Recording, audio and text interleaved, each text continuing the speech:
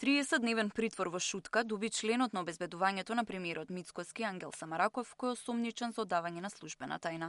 Полицајецот од 6-та управа предвадена беше фатен пред хотел во Велес, а во БМВ-то полицијата му нашла ранец полн со службени материјали од МВР, пошто беше уапсен. Според истрагата, тој во автомобилот документите му ги покажувал на сведок во постапката, а со нив планирал да изнуди 50.000 евра од друго лице.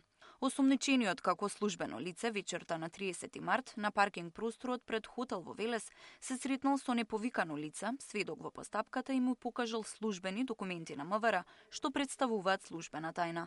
При тоа му дозволил на сведокот истите да ги снима, кажувајќи му кој документ за што се однесува. На овој начин осомничениот од користолюбие, а со цел да бидат објавени на социјалните мрежи, сторил достапни службени документи што представуваат службена тајна со цел да прибави паричен износ од 50.000 евра од лицето за кое се однесувале документите, велат од основното јавно обвинителство за гонење организиран криминал и корупција.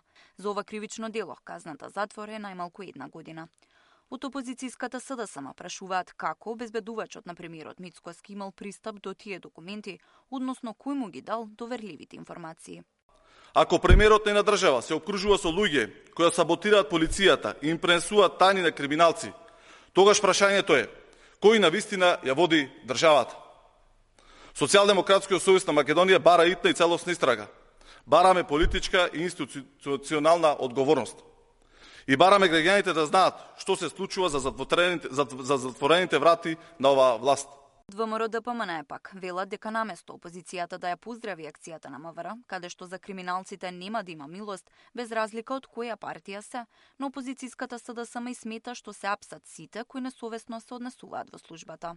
Ако не апси МВР лица блиски до ВМРО ДПМН, тогаш СДС обвинува за селективност.